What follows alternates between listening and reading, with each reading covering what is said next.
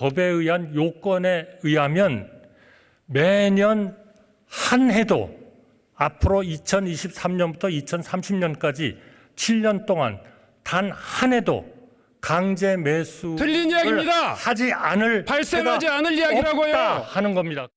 정부 여당이 방치한 민생을 그대로 둘 수 없어 야당이 각계 의견을 조율하고 나섰지만 청개구리 정권은 무조건 반대만 외치면서 결국 농민과 우리 국민과 대결을 불사하겠다고 나선 것입니다. 우리 농민의 절규를 철저히 외면한 비정한 정치로 역사에 기록될 것입니다.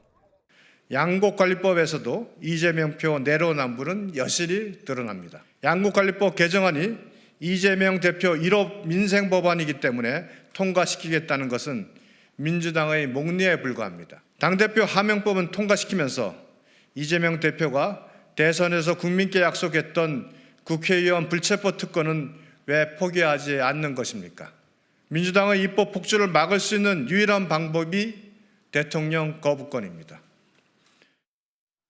네, 한 주간의 여론 흐름 짚어보겠습니다. 배종찬 인사이트 K 소장, 이은영 휴먼앤데이터 소장 나오셨습니다. 어서 오세요. 네, 안녕하십니까. 네, 배 소장님, 네. 윤석열 대통령 지지율이 갤럽과 리얼미터에서 소폭 상승했습니다. 네. 근데 갤럽 조사를 보면 여전히 30%대 초반을 나타내고 있는데 윤 대통령 지지율 흐름 어떻게 보고 있습니까? 그렇습니다. 대체적으로 이제 하락하던 국면에서는 조금 이제 벗어나는 모양새도 보이고 있는데 여전히 낮아진 지지율, 그러니까 한국 갤럽을 기준으로 따져보면 30% 초반, 31%의 지지율이 나왔기 때문에 아직까지도 낮아진 주저앉은 지지율을 좀 회복하지는 못하고 있다. 하지만 더 이상 하락세는 좀 없는, 멈춘 그런 상태로 분석됩니다. 네. 이은영 소장님, 네. 리얼미터 조사를 보면요, 대구, 경북과 60대에서 지지율이 하락한 것이 눈에 띄는데 윤 대통령과 여권의 지지 기반 아닙니까? TK 지역, 네, 그것도 그렇습니다. 60대에서 지지율 하락, 이 이유는 어디에 있습니까? 일단은 뭐 지금 한일 정상회담 그다음에 이제 한미 정상회담을 앞두고 대통령실 내부 갈등이 이 전통적인 지지층의 이탈을 지금 이탈까지는 아니고요. 좀 약간의 흔들림을 가져오고 있다고 볼 수 있고요. 그리고 지금 현재 대통령 지지율의 이 수준이 작년 11월 4주차에 30%였거든요. 네. 그때에서 지금 31%면 그냥 우하향세가 계속 지금 유지되어 있다. 약간의 박스권에 갇힌 듯한 지금 느낌입니다. 그리고 이제 TK 지역 같은 경우는 아직 이제 대통령 지지율에 대한 긍정과 부정 평가가 긍정이 그래도 높은 편이지만 세부적으로 들어가 봤을 때는 지금 이제 전통적 지지층이 60대 이상층이 지금 흔들리고 있다. 이렇게 정리할 수 있겠습니다.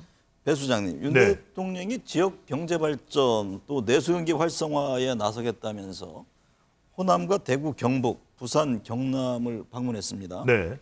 취임 이후에 첫 이제 동서횡단을 한 건데 이 지지율 반등에 어느 효과를 낼 수 있을까요? 뭐 없지는 않겠지만 제한적이라고 봐야 되겠죠. 네. 왜 그러냐면 대체적으로 대통령의 동선이나 또는 힘이 실려 있는 곳이 좀 영남 위주입니다. 그러니까 대구 위주였고 물론 PK도 있습니다. 대통령이 부산 엑스포 개최 관련해서도 상당히 또 공을 들였고 또 실제 이 실사단이 이제 환송하는 그 만찬장에도 대통령이 참석을 해서 PK 지지율에도 어느 정도 보탬이 될 수 있겠다 이렇게 판단할 수 있는데 문제는 뭐냐면 이런 지역의 정치학은 결과적으로는 모든 세대와 우리 국민들을 좀 아우르기 힘들거든요. 아무래도 정책이 더 중요할 수 있는데 정책을 통해야 세대도 좀 아우를 수가 있고 또 이념도 좀 더 폭넓게 외연 확보를 중도까지도 넓힐 수 있기 때문에 지역의 정치학은 효과는 이때 제한적이다라고 봐야 되겠습니다. 이은영 소장님, 네. 갤럽 조사에서 국민의힘이 당 지도부들에 잇따른 실안 논란 등으로 지지율이 소폭 하락하면서 민주당이 역전당했습니다. 네. 그런 가운데 국민의힘에서 윤재욱 의원이 새 원내대표로 선출되면서 지도부가 완성됐는데 지지율 회복에 도움이 될까요? 일단은 그 윤재옥 그 새 원내대표 지역이 대구거든요. 그리고 지금 김기현 대표가 울산이고 정책위 의장인 박대출 의원이 지금 경남입니다. 그래서 이 당 지도부가 지금 확장성을 위한 어떤 그런 지역 기반보다는 네. 굉장히 좀 편향적이라고 볼 수가 있고요. 그리고 또 지금 이 외에도 당 대변인이라든지 이런 분들이 지금 건판경이라는 그런 지적이 나오고 있어요. 판사, 경찰, 검사 이렇게 네, 구성되어 검사, 있다. 판사, 경찰. 네. 예, 그래서 지금 판검경이라는 이야기가 나와서 총선을 앞두고 지금 확장성이 굉장히 떨어지고 거기다가 지금 여러 가지 실언이 나오다 보니까 지금 일각에서는 벌써 비대위 구성해야 되는 거 아니냐 이런 이야기까지 나오고 있는 상황입니다. 네. 배 주장님, 네. 4월 5일 재보궐선거 결과 김기현 대표의 지역구인 울산에서 남구 구의원에 민주당 최덕종 후보가 당선됐습니다. 국민의힘이 텃밭인 울산에서 패배한 모습인데 이걸 어떻게 봐야 합니까? 말 그대로 참패죠. 더군다나 이제 울산이면은 김기현 대표의 또 지역 기반이 있는 곳 아니겠습니까? 그렇죠. 텃밭이라고도 할 수 있는데 이런 현상이 벌어진 것은 가장 뭐 지지율의 문제입니다. 뭐 비대위를 출범할 정도는 아닐지라 하더라도 김기현 대표가 당 대표가 되고 나니 오히려 당의 지지율은 또 내려가고 있고 뭐 대통령 지지율이 더 큰 원인이 됐기는 했겠지만 그럼에도 불구하고 당이 좀 무기력한 모습. 근데 그 큰 이유는 이 지지율인데 PK와 TK의 지지율이 다른 이유가 있습니다. TK의 경우에는 이번에 또 국민의힘이 4호 재보궐선거에서 다 당선됐거든요. 네. 그 이야기는 그래도 TK 지역은 좀 더 이념 결집적입니다. 지금 지지율이 빠지더라도 PK, 부산, 울산, 경남이 먼저 빠지고 있다. 네. 왜? PK 지역은 보다 더 이해 결집적입니다. 그러니까 지난 대선에서도 지지난 대선이죠.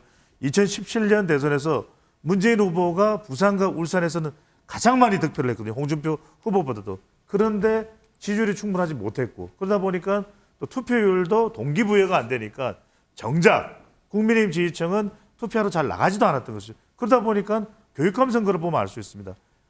고인이 된 별세한 이 전 교육감의 남편이 이 다시 교육감의 진보 교육감으로 당선되는 그런 결과를 가져왔기 때문에 빨리 이 부분을 수습하지 않으면 내년 총선은 중도층, 수도권 또 청년층이 중요한데 이들의 지지를 더 끌어내기는 힘들어지게 되는 것이죠.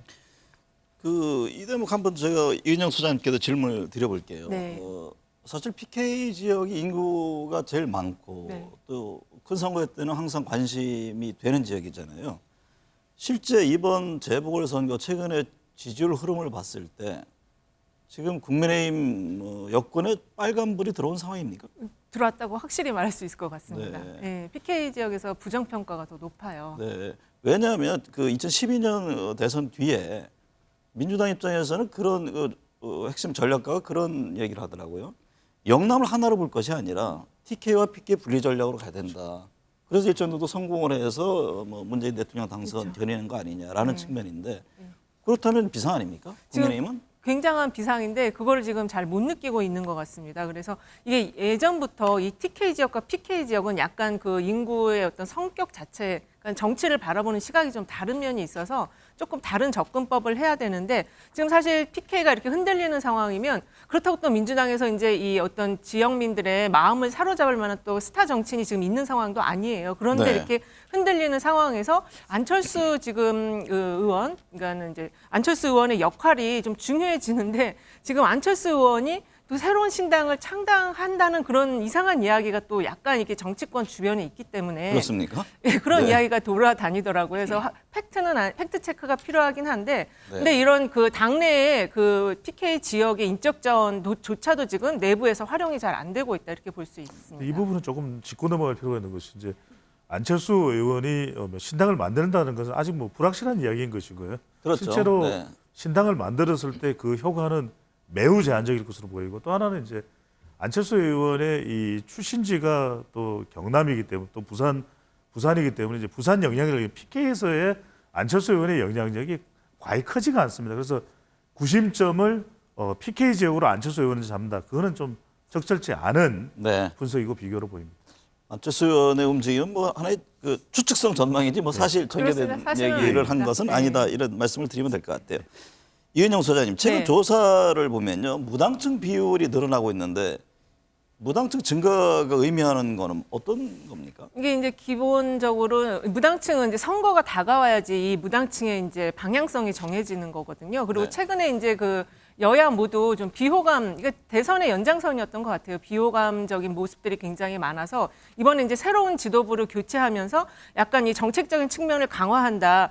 그렇게 이제 접근을 하고 있는데 지금 시작부터 실언들이 나와서 여전히 무당파층의 향배가 지금 나타나고 있지 않은데 어쨌든 그 속에서 지금 최근 그 내년 총선을 향한 여론 지형 조사들이 좀 몇 개가 나왔었습니다. 그런데 여전히 좀 그 여당에게는 굉장히 불리한 지형이다. 무당층이 증가하는 게 여야에는 어느 쪽에 더 유불리가 됩니까? 지금은 이제 여당에게 좀 불리하다고 볼 수 있겠죠. 왜냐하면 이 중도 성향층이면서 무당파층을 어쨌든 당겨야 되는데 네. 여당이 당길 수 있는 자원, 정책적 수단이나 이런 것들을 많이 가지고 있지만 지금 무당파층의 이동이 별로 없거든요. 그것이 그 예를 들면 이탈한 분들이 민주당 야당으로 안 간다는 것은 관망하고 있다 이렇게 봐야 하는 겁니까? 그렇게 볼 수도 있고요. 그리고 네. 지금 이제 민주당의 경우는 당대표에 대한 어떤 사법적인 뭐 수사나 조사나 이런 게 계속 이어지고 있어서 네. 그래서 이번에 그 새 지도부에서 가장 강력하게 지금 추진하려고 하는 게 새로운 민주당이라는 이미지 변화를 시도하려고 하는 점을 꼽을 수 있겠습니다. 네. 조금 다르게 분석을 할 필요가 있는 것이 지금 사실은 우리 시간을 통해서 또 스페셜하게 제가 분석을 해드렸는데 지금 정당이 다 못마땅해야 합니다. 네. 그러니까 문제는 뭐냐면 못마땅한 정당을 모아놓고 어느 정당을 지지하느냐 물어보니까 이게 좋아서 선택하는 것이 아니라 어느 한쪽이라도 더 미운 정당 쪽으로 덜 지지를 하는 것이거든요. 네. 그러니까 굉장히 이게 정말 난감한 그런 지금 지지율 조사입니다. 그러니까 무당층이 늘어났다는 이유는 뭐냐면 정당 다 마음에 안 들어서 네. 찍을 정당도 없고 지지할 정당도 없는데 그렇다고 해서 선택지가 없는 겁니다. 그렇다고 해서 새로운 선택지가 나온다 하더라도 학습 효과에 의해서 이전에 나왔던 제3세력이나 신당을 보면은 또 마음에 안 들거든요. 그러니까 유권자들이 이러지도 못하고 저러지도 못하고 어디에도 갈 수 없는 상황이 돼버린 거죠. 네. 근데 사실은. 짧게 덧붙이면요. 네. 이제 그럴 수 있는데 지금 이번 주에 나왔던 갤럽 조사 4월 4일에서 6일 조사를 보면은 인물을 놓고 들어갔을 때는 이 현역 의원을 지지할 거냐 아니면 정치신으로 교체할 거냐에 대해서는 확실히 다른 그런 패턴을 보이고 있어요. 특히 이제 국민의힘 지지층보다는 민주당의 지지층에서 정치 신인으로의 교체 의견이 55%, 현역 의원을 그냥 지지하겠다가 27%가 나와서 인물 변수를 넣었을 때는 무당파층의 어떤 향배가 뚜렷하게 모습을 다르게 할 것이다 이렇게 좀 보고 있습니다. 네. 배 주장님, 네. 22대 총선 지금 1년 앞으로 다가왔는데요. 갤럽 조사를 보면 야당 후보가 많이 당선돼야 한다는 응답이 50%를 차지하면서 여당 후보가 많이 당선돼야 한다는 응답보다 높게 나왔습니다. 그렇습니다. 이 한 달 전과 비교했을 때 이게 정부 견제론이 크게 늘어난 수치 아닙니까? 그렇게 되는 이유는 대통령 지지율이 내려간 것입니다. 네. 그래서 윤석열 대통령은 대통령 지지율에 1위 1비하지 않는데 그럴 수가 없습니다. 네. 미국 대통령의 역사가 얼마나 깁니까? 미국 대통령 중에 어느 누구도 지지율에 1위 1비하지 않겠다고 이야기하는 사람 아무도 없습니다. 네. 1위 1비 할 필요는 없더라도 챙겨야 되는 겁니다. 이 데이터는 국민의 여론이기 때문에 바로 이 국민 여론이 민심이고 천심인데 지금 보면은 국회의원 선거 결과에 대한 기대가 야당 다수 당선이 50%, 여당 다수 당선이 36%로 직전 조사보다도 야당 다수 당선이 더 늘어난 결과거든요. 네. 이게 지금 다른 이유가 없습니다. 대통령 지지율 그러니까 야당 다수 당선이라는 것이 여당 다수 당선이라는 것이 대통령 지지율하고 비슷합니다. 네. 36%. 제가 흥미로운 결과를 말씀드리면 2020년 한국 갤럽 기준으로 대통령 지지율이 60%였거든요. 여기에 국회의원 수를 곱하면 됩니다. 네. 638. 더불어민주당이 180석 당선이었거든요. 그럼 자 2016년도로 거슬러 올라가면 그때 한국 갤럽 기준으로 박근혜 당시 대통령의 지지율이 39, 40이었습니다. 자 39, 40을 300명에 곱하면 120석이 나오지 않습니까? 그러니까 대통령의 지지율이 이만큼이나 중요한 겁니다. 다음 22대 총선에서도 유효한 그런 아니, 방정식을 지금 갖고 있는 네. 겁니다. 그 방정식이면요. 지금 다음 총선에서 여당 국회의원석 90석입니다. 지금 100석이 안 돼요. 그만큼 위기죠. 네. 적신호가 들어온 거예요. 이은영 소장님, 네. 내년 총선 의미를 물어본 조사에서요. 윤석열 대통령 심판이라는 응답이 55.4%, 네. 이재명 대표 심판이라는 응답이 38.9%였는데 이게 무엇을 의미하는 겁니까? 이게 지금 이제 심판론으로 물어봤어요. 그래서 지금 조원 C&I가 이 문항을 만들 때 윤석열 대통령과 이재명 대표의 대비를 통해서 누구를 더 심판하는 의견이 높은가를 봤는데 윤석열 대통령 심판이 55.4가 나왔고 네. 이재명 대표 심판이 38.9가 나왔는데요. 아까 제가 그 총선 여론 지형 조사들이 이번 주에 많이 나왔다고 했는데 갤럽에서는 내년 총선과 관련해서 정부 지원론과 그다음에 정부 견제론으로 물어봤거든요. 네. 정부 지원론은 지금 36%. 그래서 야당 정부 견제로는 50%가 나왔습니다. 그래서 이게 지금 2019년 4월 딱 1년 전에 갤럽에서 같은 문항으로 조사했을 때는 정부 지원이 더 높았어요. 그래서 네. 지금 임기 지금 1년밖에 안 됐잖아요. 이런 시기에는 대체적으로 정부 지원이 더 높은데 지금 그렇지 않은 상황이라는 게 문제라는 거죠. 총선 1위라면 어떤 정당 후보를 지지할 것인지 물어본 여론조사도 있던데 예. 민주당이라고 대답한 결과가 더 많던데 제가 두 분께 공통적으로 한번 질문을 드려볼게요. 1년 전의 여론조사와 1년 뒤 선거 최종 결과와의 이게 함수관계가 과거에도 있었을 거 아닙니까? 그렇습니다. 네. 이걸 같이 함께 좀 설명을 해주시겠습니까? 조금 달라지기는 합니다. 아, 네. 한 1년 전 시간이 지나면. 그런데 결과적으로는 제가 말씀드렸듯이 대통령 지지율이거든요. 네. 그러니까 얼마만큼이나 이런 이 선거의 구도를 바꿀 수 있느냐는 결국은 현직 대통령이 달려 있습니다. 네. 여당의 성적표는. 그런데 지금도 보시면은 앞서 우리 이현영 소장께서 분석해 주신 윤석열 심판론이나 이재명 심판론, 그리고 지금 화면으로 보고 계시는 총선 지역구 정당 후보를 어디를 선택할 것이냐, 이 조사 결과가 하나 있고, 또 하나만 좀 더 보여주시면 내일이 총선일이라면 투표할 정당은 이 조사 결과를 보시게 되면은 다 똑같습니다. 네. 대통령 긍정 지지율과 부정 지지율과 크게 다르지 않게 나타나고 있거든요. 결국에 관건은 대통령 지지율이다. 이런 그렇습니다. 이게 말씀이시죠. 대통령 지지율이 더군다나 임기 이제 중반에 있는 선거이기 때문에 총선이 네. 이것이 이제 결국 중간 평가 성격이 강할 수밖에 없거든요. 네. 결국은 대통령 지지율이라고 봐야 되죠. 이은영 소장님. 예, 아까 그 말씀드린 것처럼 2019년 4월, 그러니까 2020년 총선 1년 전에 한 조사, 갤럽 조사인데요. 정부 지원설이 47이고 정부 견제가 37로 정부 지원이 더 많았는데 네. 이때는 코로나 시작 전이었고 약간 중간 평가 성격이 있었음에도 불구하고 문재인 대통령 지지율 자체가 높다 보니까 정부를 좀 더 지원해야 된다 이런 의견이 높게 나타났어요. 그런데 지금은 지금 외교라는 그 여당에게 굉장히 유리한 변수가 있음에도 불구하고 대통령 지지율이 낮다 보니까 이거는 좀 예측을 해볼 수가 있는 거죠. 지금 전체적으로 좀 어렵겠다. 예. 배 수장님. 네. 뭐 벌써부터 여야 잠룡들 내년 총선 출마에 관심이 쏠리는데요. 지금 여권은 한동훈 장관 계속 거론되고 있잖아요. 그렇습니다. 네. 과연 어떤 선택을 할 것인지, 한 장관 출마했을 경우에 승산이 있다고 보는지 어떤 전망이세요? 네, 우리 방송이 뭐 MBN이기 때문에 또 우리 방송이 또 채널이 하나 되어 있습니다. 매일경제TV. 매일경제TV를 보시면 항상 우리가 이렇게 설명드리거든요. 투자에 대해서 막 설명드린 다음에 최종적인 투자 결정은 개인 여러분의 판단입니다. 네. 마찬가지로 총선 출마 여부는 뭐 한동훈 장관이 판단하겠죠. 네. 근데 저는 한동훈 장관이 출마를 한다면 그만큼 한동훈 효과라는 게 있어야 되는데 과연 지금 대통령 지지율도 낮고 내년에 선거 구도도 썩 좋지 않은데 한동훈 효과는 어디에서 발할까? 바로 그러면은 중도 외연을 확대해 올 수 있는 한동훈 장관의 한동훈 효과를 이야기하는 것일 거거든요. 결국 MZ세대나 중도층의 지지를 끌어올 것이냐. 근데 지금 발표되고 있는 조사 결과, 그러니까 인물에 대한 경쟁적 조사를 보면 한동훈 장관이 중도층이나 MZ세대에 매우 취약한 결과입니다. 네. 그러면 한동훈 오히려 장관 적극 지지층에서 박수를 받는 그런 상황인가요? 그렇습니다. 그러니까 대통령 지지층이나 국민의힘 지지층이 한 절반 정도의 선택은 받고 있거든요. 그러니까 네. 국민의힘 지지층과 보수층 내에서는 가장 주목도가 높은 인물이면 분명하지만 네. 전체 선거판을 확 바꿔놓을 정도의 결정적인 영향력은 아닌 상태에서 과연 법무부 장관을 유지하는 것이 한동훈 장관의 향후 정치적인 미래를 위해서 유리할지 총선에 출마하는 것이 유리할지는 더 판단해 볼 필요가 있는 부분입니다. 이은영 소장님, 네. 배 소장님은 결국에는 대통령 지지율이 굉장히 중요할 것이다. 내년 총선 그런 분석인데 네. 이재호 국민의힘 상임고문이요. 대통령 지지도가 40%를 넘지 않으면 총선은 그렇게 밝지 않다. 같은 비슷한 맥락의 얘기를 했습니다. 네.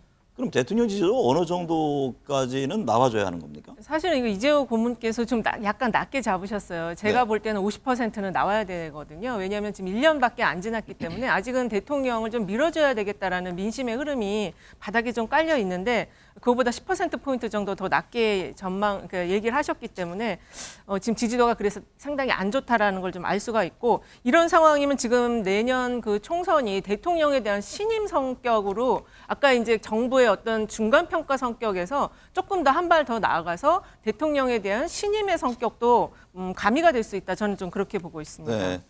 배 소장님, 네. 윤석열 대통령이 거부권을 행사한 양국관리법 개정안에 대해서 찬성한다는 응답이 과반을 넘었고 예. 윤 대통령 개정안 거부권 행사한 데 대해서는 좋지 않게 본다라는 대답이 48%로 더 많았습니다. 예, 이렇게 되면 이 사안도 대통령 지지율에 영향을 주는 것 아닌가요? 그렇습니다. 이게 어떤 부분이냐면 양국관리법 그 자체보다는 사실은 양국관리법 우리가 이 데이터 분석 전문가니까 이현영 소장과 제가 근데 이런 양국관리법 관련된 질문을 할 때 항상 우리가 유의하는 건 뭐냐면 이 양국관리법을 국민들이 또 응답자들이 제대로 알까 잘 모를 겁니다. 네. 잘 모른다는 이야기는 잘 모르는 상태에서 찬성이나 반대, 공감이나 비공감을 선택하는데 지금 화면을 보시게 되면은 이 부분입니다.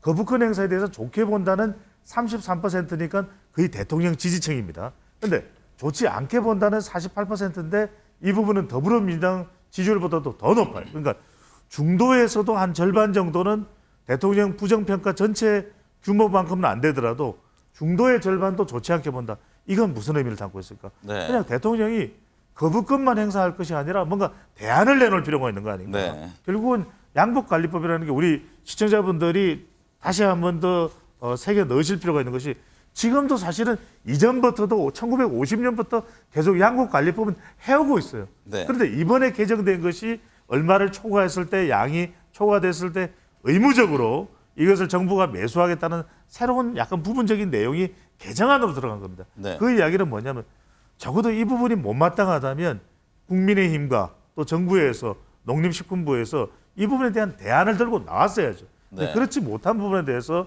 여론을 보면은 내용은 모른다 하더라도 대통령이 이 부분에 대해서 좀 더 대안을 같이 갖고 나오지 못한 부분에 대한 지적은 하고 있는 것으로 보입니다.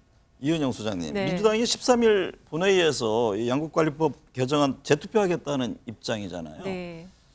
어떻게 될까요? 향후 지지율 흐름에 영향을 주는 일단은 측면에서요. 기본적으로 이제 대통령의 거부권을 정책 사안에 대해서 대통령의 거부권 행사하는 것에 대해서 우리 국민 정서는 좀 좋게 보지 않고 있어요. 실제 여론조사도 그렇게 나왔고요. 그리고 이 정부 수면은 아까 배 수장님 말씀하신 것처럼 계속 있어 왔는데 이거를 지금 정치 쟁점화해서 대립 구도로 계속 가져가는 거에 대해서도 좋지 않게 볼 것으로 생각을 합니다. 저는. 그리고 지금 이게 이제 처리가 되든 안 되든 간에 이 이후에 있는 또 여러 가지 법안들이 여러 개가 있어요. 지금 뭐 그 12구 사태 12구 그 이태원 관련한 네, 특별법도 있고 그다음에 그 간호사법이랑 의료진과 관련한 그런 그 이해 관계자들의 그 갈등이 굉장히 높은 법안들이 있는데다가 지금 최민희 방통위원까지 임명하지 않겠다. 이거는 어떤 의미인지 임명하지 않겠다라는 거는 거부권 행사하겠다는 건지 아니면 그냥 아예 제가 자체 아무것도 안 하겠다는 건지 그러니까 이런 식의 지금 일정들을 대통령이 가져간다면 이게 굉장히 좀 부정적으로 더 바라볼 수밖에 없는 것이죠. 네. 배 수장님, 네. 하영재 국민의힘 의원의 구속영장 기각되면서 이게 노웅래 의원과 이재명 대표의 체포동의안을 부결시킨 민주당과 이 대표에게 부담이 늘어났다 이런 얘기들이 나오던데요. 그렇습니다. 여론은 어떻게 나타나고 있습니까? 그렇습니다. 지금 워낙 이제 초점 자체가 대통령이나 국민의힘 쪽에 쏠려 있기 때문에 더불어민주당에 대한 관심도가 조금 주목도가 떨어졌는지 모르도 여전히 상당히 지금 부담이 되고 있는 겁니다. 이런 네. 관련된 부정적인 여론이 왜냐하면은 지금 대통령 부정평가가 한국 갤럽을 기준으로 하더라도 60% 이상 61%나 되는데도 불구하고 더불어민주당의 지지율은 그 정도가 안 되거든요. 네. 한국 갤럽 기준으로만 따져보면 아주 큰 차이가 나지 않고 있다는 것. 또 하나는 양국관리법만 하더라도 더불어민주당에서 이렇게 강력하게 주장을 하고 있고 또 국민 여론도 양국관리법에 대해서는 대통령의 거부권 행사에 대해서 반대하는 여론이 더 높은데도 불구하고 그런 여론을 더불어민주당으로 지지율을 끌어안고 있지는 못하거든요. 그런데 저는 이런 말씀을 드리고 싶어요. 이재명 대표 리스크 이야기는 어제 오늘의 이야기가 아니지 않습니까? 근데 좀 더불어민주당이 다수당으로서 더 적극적으로 민생을 챙기고 일본에 대해서도 일본을 방문할 수도 있습니다. 하지만 더 중요한 것은 방문한다고 해서 거둘 수 있는 효과는 제한적일 것이거든요. 좀 더 일본뿐만 아니라 지금 전반적인 외교에 대해서 국회 다수당의 조언은 얼마나 합리적인 조언을 해줄 수 이렇게 할 때 좀 더 경쟁력, 지지율이 더 높아진다고 볼 수가 있겠죠. 네. 그걸 민주당에서는 민생 입법을 통해서 해결해 나가겠다 뭐 예. 이런 입장을 견지하고 있는 것 아닌가요? 네, 그렇습니다. 이은영 소장님, 네. 이낙연 전 대표 장인상을 치르기 위해 귀국했는데요. 뭐 13개월 만에 만나는 네, 거라고 해요. 그렇습니다. 이재명 대표 빈소 찾았는데 현 시점에서 어떤 정치적 효과가 있을까요? 일단 아까 기사를 보니까 입장하는 과정에서 일부 지지자들이 또 뭐 이재명 대표를 향해서 고성을 질렀다 이런 이야기가 있는데 어쨌든 우리나라에서는 그 조문 정치라는 게 있고 그리고 인간적인 어떤 위로를 하는 거에 대해서는 굉장히 이제 포용적인 자세를 취하는 그런 관례가 있습니다. 그래서 그 당장의 어떤 효과성보다는 사실 이제 호남의 지지율의 측면을 굉장히 좀 중요하게 보실 텐데 호남의 지지율이 상당히 이제 당 지지율이 많이 복원은 됐지만 이 수도권에서의 호남의 민심은 또 아직은 그렇지 않은 것 같아요. 그래서 그런 측면에서 당장 큰 효과는 있지 않겠지만 이렇게 이제 서로를 위로하고 또 만나는 이런 그 일정 자체는 나쁘지 않다고 보고 있습니다. 네. 배 수장님, 네. 한일 정상회담 관련해서 대통령 일본 방문에 대한 부정평가가 있었잖아요. 근데 지금 이 국회에서는 이게 국정조사 얘기가 나오는데 예. 여론의 흐름은 어떨까요? 그래서 뭐 전반적으로 이 국정조사를 떠나서 윤석열 대통령의 제3자 변제안이나 한일 정상회담을 하고 난 이후에 대일 외교에 대한 여론은 안 좋습니다. 하지만 이제 일단은 관련해서 우리 국내에서는 어떤 식으로 외교에 대한 것을 개선해 나가면 좋을지에 대한 부분들을 더불어민주당에서 계속 조언하고 또 상임위원회를 통해서 박신 외교부 장관을 통해서도 관련된 부분들 조목조목 따져 묻는 것은 필요할 텐데 결국 이거에 대해서 계속 반일 정서로 더불어민주당이 몰아붙이고 밀고 나가는 것만으로 더불어민주당 지지율에 또 경쟁력에 도움될까 그렇게 보지는 않습니다. 일단은 네. 이제 이번 달에 미국 국빈 방문도 있고 외교는 계속 이어지거든요. 네. 중국과의 외교도 중요하고 저는 국회 다수당이 그냥 국정조사의 이런 차원보다도 어떤 외교에 대한 부분들이 대안이 될 수 있는지를 대안을 꺼내놓는 것이 더 효과적일 것으로 보입니다. 그 말씀하신 대로 이달 말에 한미 정상회담 예정돼 있잖아요. 네. 보통 이제 해외 순방하면 대통령 지지율에 긍정적인 효과를 주게 되는데 예. 이걸 어떻게 봐야 할지 모르겠습니다만 한미 정상회담에 대해서 기대가 없다는 응답이 뭐 과반을 넘게 나왔던데. 이런 거는 사실 안 물어보는 게 저는 좋다고 생각을 하고요. 네. 당연히 이런 응답이 나올 수밖에 없다고 생각합니다. 왜냐하면 이제 준비해야 될 실무팀이 갈등을 일으켜가지고 다 지금 해체가 된 상황이잖아요. 그래서 기대하기가 좀 힘들다 이런 정서인데 어쨌든 대통령께서 지금 의회에서 영어 연설을 하시는데 사실 10년 전에 박근혜 전 대통령이 의회에서 영어 연설을 하셨거든요. 네. 좀 준비를 많이 하셔서 멋진 모습을 보여주셨으면 좋겠고 이 기대가 없는 거를 조금 기대를 갖게 하려면은 이번에 그 같이 함께 가는 방문진 실무 방문진 단서 안에 야당 의원 일부 좀 포함이 되어 있다고 해요. 그래서 이 교체 할 때 김현종 전 외교통상부 통상교섭본부장을 좀 투입해라 막 이런 여론이 있었거든요. 그래서 네. 그런 부분을 좀 보완한다면 약간의 좀 기대가 생기지 않을까 이런 생각도 해봅니다. 말씀하신 대로 이렇게 네. 기대가 낮았을 때 가서 이제 성과를 해서 오면은 그렇습니다. 네. 뭐 하나의 또 반전이 네. 생길 수 있는 예. 그런 계기가 될 수도 있잖아요. 예, 이 조사 결과에 대해서 좀 추가적으로 분석을 해드리면 네. 부정평가가 56점이 대통령의 미국에 가서의 기대감에 대해서 순방 성과 기대감에 대해서 거의 대통령 국정수행 자동응답 조사의 결과하고 비슷하게 나오거든요. 네. 그러니까 지금은 대체적으로 대통령이 무엇을 하든 간에 윤석열 대통령이 어떤 일과 또 현안과 관련돼 있든 간에 대체적으로 대통령 지지율이 좀 수렴되는 현상으로 나타나고 있습니다. 이건 상당히 대통령으로서는 앞으로 국정 동력의 애로사항이 될 수밖에 없고 빨리 그래서 지지율을 끌어올리는 것이 필요하고 좀 더 유연하게 대통령이 이 지지율을 끌어올리는 부분에 대해서 좀 더 신경을 쓸 필요가 있는 것이죠. 짧게 덧붙이면 지금 정경련에서 한미 경제협력 10대 과제를 제출을 했어요. 그래서 네. 그 과제를 좀 수용한다면 기대감이 좀 올라갈 수 있을 것으로 보입니다. 최근 북한이요, 뭐 수중 핵 어뢰로 알려진 핵무인 수중 공격정 해일 폭파도 있고 네. 또 군 통신선 이게 전기 통화 뭐 사흘째 지금 응답을 안 하고 있다잖아요. 네. 북한의 어떤 긴장도 이게 지지율과 전국 현안에는 어떤 영향을 줍니까? 이게 지금 북한 전문 매체 38노스에서 이 사안에 대해서 좀 평가를 한 내용이 있는데요. 이게 지금 현실적인 위험이 지금 생각보다 좀 과장된 측면이 있다. 그리고 이거는 일종의 정치적 시위다라고 평가를 했어요. 네. 오히려 문제는 지금 유상범 여당 수석 대변인께서 문재인 정부를 다시 또 끌어들여서 북한과 짝사랑을 했다. 지금 이런 상황에서 북한과 짝사랑했던 과거 이야기를 또 꺼내는 이 남남 갈등이 오히려 지지율에 더 안 좋은 영향을 준다. 이렇게 말씀드릴 수 있겠습니다. 배 수장님, 이번 네. 주는 어떤 걸 좀 봐야 됩니까? 그래서 많은 이슈들이 있는데 일단은 계속해서 대통령의 국정 현안 관련해서 발표되는 내용들 또 미국 방문에 대한 준비 사항들 이런 부분들도 일본 외교도 계속해서 여진이 남아 있으니까요. 현안들이 영향을 미칠 것으로 보입니다.